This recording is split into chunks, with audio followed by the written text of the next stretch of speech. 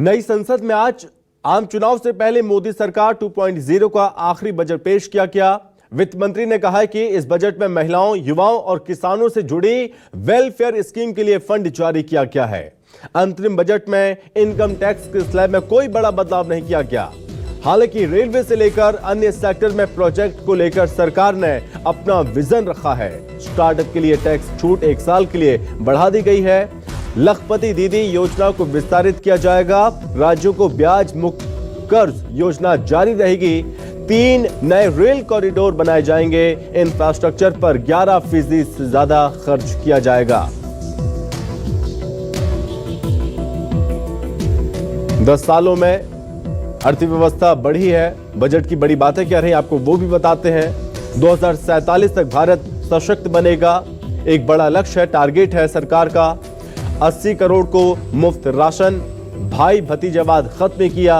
देश से खाद्य संकट दूर हुआ। 25 करोड़ लोगों को गरीबी से बाहर निकाला। गरीब, महिलाएं, युवा, किसान पर जोर है सरकार का। 4 करोड़ किसानों को प्रधानमंत्री फसल योजना से मदद मिली। 4 करोड़ जो युवा हैं, 4 करोड़ युवाओं को प्रशिक्षित किया गया स्किल इंडिया में। 1.4 करोड़ युवाओं को ट्रेनिंग दी जा रही है। 10 सालों में महिलाएं सशक्त हुई। ग्रामीण क्षेत्रों में लोगों की आय बढ़ी। बता दें कि यहां पर तमाम बड़ी बातें कही गई। महंगाई ज्यादा नहीं बढ़ी, ये बात भी कही। 7 नए IIT, 7 IIM दिए। 15 एम्स, 390 यूनिवर्सिटी बनी। GST से एक राष्ट्र एक बाजार। 4 करोड़ किसानों को फसल बीमा। 3 तलाक पर कड़े कानून लाए। कौशल विकास को बढ़ावा दिया। PM आवास के तहत 3 करोड़ घर। PM आवास के तहत महिलाओं को 70% घर। 5 साल में 2 करोड़ नए घर बनाएंगे, ये लक्ष्य भी रखा गया। नए मेडिकल कॉलेज खोले जाएंगे।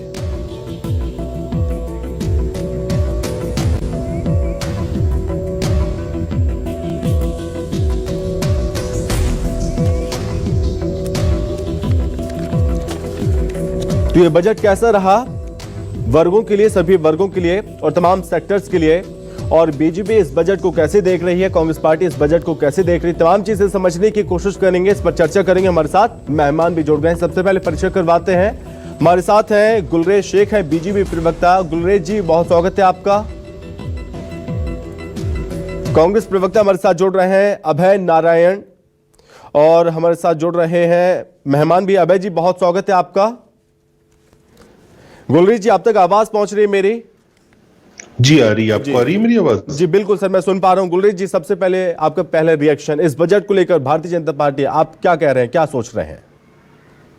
देखिए, किसी जमाने में एक बजट के लिए बात आती थी, ड्रीम बजट।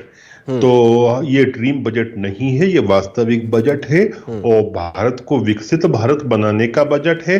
हर सेक्टर को ध्यान में रखकर लाया गया बजट है और विशेषकर जो हमारी जातियां हैं उन पर ध्यान दिया हुआ बजट है। और हमारी जाति कौन है? हमारी जाति होती है युवा, हमारी जाति होती है महिला, हमारी जाति होती है किसान। ये हमारी जो जातियां हैं इन पर दृष्टि रखते हुए इस बजट को लाया गया है। गरीबों पर दृष्टि रखते हुए लाया गया है, जो कि एक बहुत बड़ी जाति है। और 5 साल में गरीबों के लिए 2 करोड़ नए मकान बनाए जाएंगे। अभी तक 3 करोड़ बनाए गए हैं। तो 2 करोड़ और 2 इंटू आप 4 करो तो 8 करोड़ से 10 करोड़ लोगों को आवास, अपना खुद का पक्का आवास दिया जाएगा। 3 प्रमुख आर्थिक रेल कॉरिडोर बनाए जाएंगे। इंफ्रास्ट्रक्चर पर 1111 लाख करोड़ रुपए इन्वेस्ट किया जाएगा।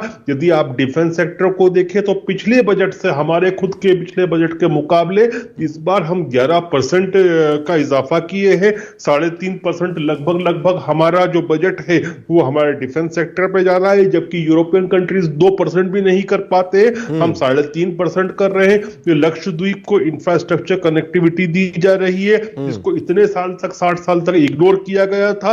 रोजगार के लिए 55 लाख नए अवसर दिए जाएंगे। 7 लाख तो आप आज मध्य प्रदेश में ही पालेंगे इसको। तो इसमें ब्लू इकोनॉमी 2.0 के तहत कई नई योजनाएं स्टार्ट की जाएंगी।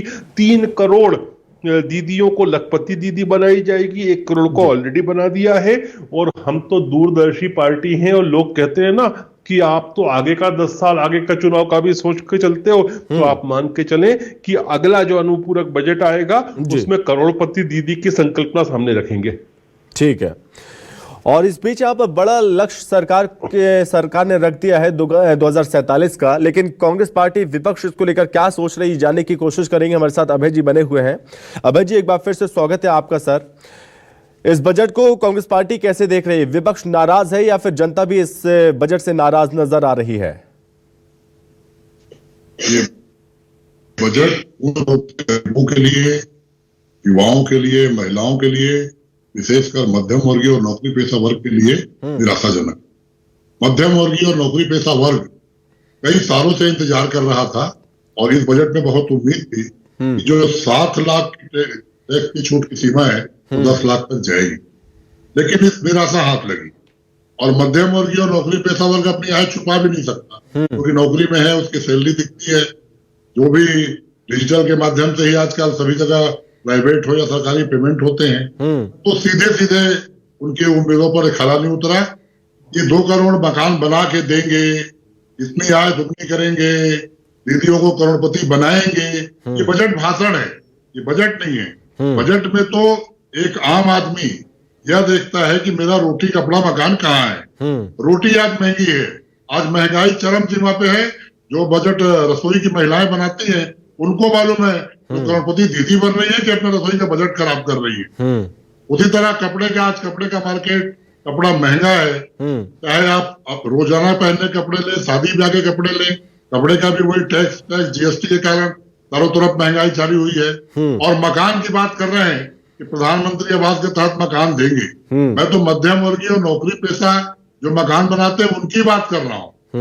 वो मकान बनाएंगे तो ईंट क्या भाव मिलेगा, सीमेंट क्या भाव मिलेगा, उनको छड़ क्या भाव मिलेगी, उसकी बात करते कि कौन अपना मकान बना पा रहा है।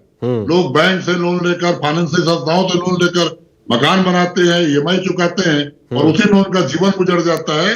25 साल 30 साल ईएमआई में पूरी उनकी तनख्वाह चली जाती है। ये बजट हर तरह से हर वर्ग के लिए निराशाजनक है।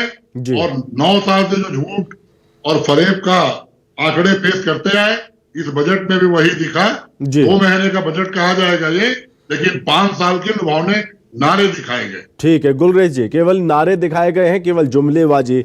और जो बजट बिगड़ा हुआ था आम लोगों का, वो बजट बिगड़ा हुआ ही है, वो उसमें सुधार नहीं, उसमें कोई राहत नहीं, ये कहना है कांग्रेस का। देखिए, कांग्रेस के पास तो कुछ बोलने के लिए बचा नहीं है। सरकार लगातार काम कर रही है और वास्तव में तो कांग्रेस जिस पॉलिटिकल इकोनॉमी को सोचती थी और जिसको लेकर चलती थी, जिसमें भ्रष्टाचार चलता था, जिसमें इनके नेताओं की जेबें भरी जाती थी, उनका बजट जरूर बिगड़ा है। लेकिन मैं अभी एक आंकड़ा आपके सामने रखना चाहता हूँ कि अरे चलो, अरे भाई साहब सुन लो, थोड़ी देर सुन लो भाई साहब, सुन लो।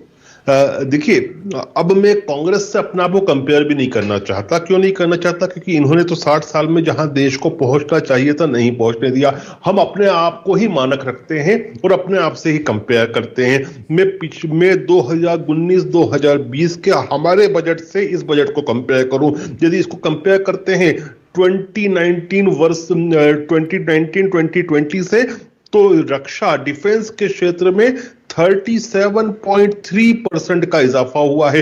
रेलवे में देखिए, रेलवे की बहुत बात कांग्रेसी करते थे कि एक रेल बजट आया करता था, अलग से ये सब होता था, लेकिन अलोकेशंस की आप बात करें तो पिछले 5 साल के मुकाबले 252% का इजाफा हुआ है। सड़क परिवहन की बात करें तो हमारे 5 साल पुराने बजट के मुकाबले 225% का इजाफा हुआ है।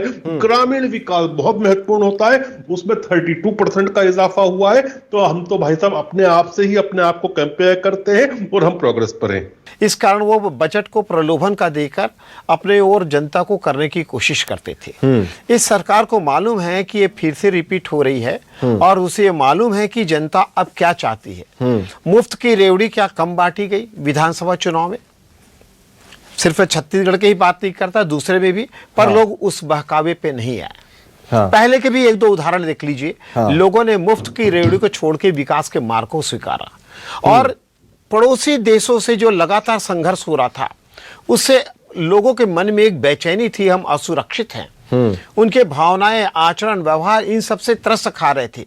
ऐसे मौके पे इस सरकार का उदय हुआ था और इन्होंने उसको बड़ी परिपक्वता के साथ पड़ोसी देश जो हमसे दुष्टता रखते थे या हमारे साथ कपटपूर्ण व्यवहार करते थे, उन्होंने उसके घर में घुस के मारा और उसको सबक सिखाया। ये विश्वास जहां से जन्म लिया, उसके बाद जिस प्रकार से कोरोना का काल आया, उसके बाद प्राकृतिक आपदा आया, सिर्फ एक बार प्रधानमंत्री के आह्वान करने पर जनता ने उसको साथ दिया और प्रधानमंत्री जी ने ईमानदार कोशिश करके यह चीज स्थापित किया कि मैं विकास के लिए संकल्पित हूं, अगर आप मेरे साथ हैं तो मैं आपके साथ हूं। इस परिपक्वता के साथ जब कार्य किया जाता है तो हर कोई उसके साथ जुड़ता है। देखिए, रोजगार के अवसर में उन्होंने कहीं ये नहीं कहा कि मैं इतनी सरकारी नौकरी दूंगा। उन्होंने कहा आप आइए एंटरप्रेन्योर बन के, आपको पैसे की जरूरत है तो मैं पैसा दूंगा, ब्याज कम लूंगा, पर आपको मेहनत करने के लिए मोर्चा खोला। रेलवे कॉरिडोर बनाया, रेलवे में तमाम चीजें, पहले के 10 वर्ष के पहले देखिए ट्रेन में कई बार चढ़ने की स्थिति नहीं रहती थी, बहुत गंदगी फैली रहती थी। आज की स्थिति देखिए कितना साफ सुथरा है। ये स्वच्छता अभियान ने पूरे रेल को ही नहीं पूरे देश को साफ सफाई दिया। चिकित्सा व्यवस्था को देखिए, इन्होंने कहा अभी भी चिकित्सा व्यवस्था में सुधार और विकास की आवश्यकता है, अच्छे डॉक्टर की आवश्यकता है। ये हम भी महसूस करते थे। इन्होंने हमारी फीलिंग्स को लेकर कहा हम डॉक्टर अधिक बनाएंगे, हम नए मेडिकल कॉलेज खोलेंगे, एक कमेटी गठित करते हैं जिसके लिए वो प्रतिवेदन देंगे और हम कॉलेज खोलते चले जाएंगे। ये व्यवस्था इस प्रकार के अपनत्व के साथ जुड़ के लोगों की बात को शालीनता से सुन के करने वाली चीजें हैं। नई शिक्षा नीति आई, लोगों ने इसका विरोध किया, लोगों ने उसको गलत बताया और इन्होंने आज उसे स्थापित करके बता दिया कि नई शिक्षा नीति अब पुरातन पद्धति के आधार पर सिर्फ किताबी नहीं रहेगी, धरातल पर उतरेगी, आदमी योग्य और निपुण बनेगा, अपने कामकाज को करेगा। किसानों के नाम पर कई प्रकार के आंदोलन किए गए, कई प्रकार के लांछन लगाए गए। सरकार किसान विरोधी है, सरकार किसानों का हित नहीं चाहती है। उन्होंने एक संकल्प कहा कि हम इस राशि को, इनकी आय को दोगुनी करेंगे। आज देखिए पूरे विश्वास के साथ इन्होंने किसानों के लिए जो कार्य किया है वह पूर्ण रूप से विकास का है, वह स्थायी विकास है और इन सब चीजों से उससे संबंधता मिलती है। विज्ञान और तकनीकी, ये दोनों ज्ञान को कृषि के क्षेत्र में स्थापित करने का प्रयास किया, चिकित्सा के क्षेत्र में स्थापित करने का प्रयास किया, आपके यातायात परिवहन पे स्थापित करने। देखिए साहब, 1000 विमान खरीदे जाएंगे। 1000 विमान का मतलब हुआ, एक विमान खरीदने का मतलब है 100 लोगों का रोजगार, चाहे उसके परिचालन हो, चाहे उसके संचालन हो, चाहे उसके व्यापारिक लेन देन का हो। एक विमान से 100 लोगों को रोजगार मिलता है और यदि अगर 1000 ला रहे हैं तो आपका तो वैसी संख्या यहां बढ़ रही है। रेलवे कॉरिडोर डेवलप होगा, एक ट्रेन के आने पे कम से कम 500 लोगों को रोजगार मिलता है, चाहे वो टिकट के दलाल के रूप में हो, चाहे वो उसके एजेंट के रूप में हो, चाहे वहां पे कूली के रूप में हो। इतनी बड़ी संख्या में रोजगार के अवसर, ये पेपर में दिखाने की जरूरत नहीं है, इसको आम जनता समझती है और रोजगार मिलने के साथ साथ संसाधन विकसित हो रहे हैं। जब कोई भी उद्योग और व्यापार को बढ़ाया जाता है तो अधोसंरचना उसकी आवश्यक आधारभूत चीजें होती है। मुफ्त की रेवड़ी बांटने से नहीं होता। हमारा धरातल अगर मजबूत हो जाएगा तो हम उससे आगे निकलेंगे। मुझे एक बात की बड़ी पीड़ा रहती है, आज एक अर्थशास्त्री होने के नाते कहना चाहता हूं कि हर बार कहा जाता है किसान और हर बार कहा जाता है इन लोगों के महत्व को नकारा गया। साहब, जल ही जीवन है और हम जल की कीमत को जानते हैं। वो जीवन के लिए बहुत महत्वपूर्ण है, लेकिन जल की कीमत कम होती है और हीरे की कीमत ज्यादा होती है, जिसको हम अर्थशास्त्र में कहते हैं कि पानी जीवन के लिए महत्वपूर्ण है, फिर भी हीरे की कीमत ज्यादा होती है। हमारे दृष्टिकोण में आज किसान उतने ही महत्वपूर्ण है, लेकिन उद्योग और व्यापार को नकारा नहीं जा सकता और उसके मूल्य और उसके महत्व स्थापित है। दोनों के महत्व अपने अपने जगह हैं, पर हीरे और पानी की तुलना करने से मतलब हमको ध्यान में रखना चाहिए लागत और आय के आधार पर। जीवन के लिए किसान का होना आवश्यक है, उसकी संतुष्टि आवश्यक है, पर उसके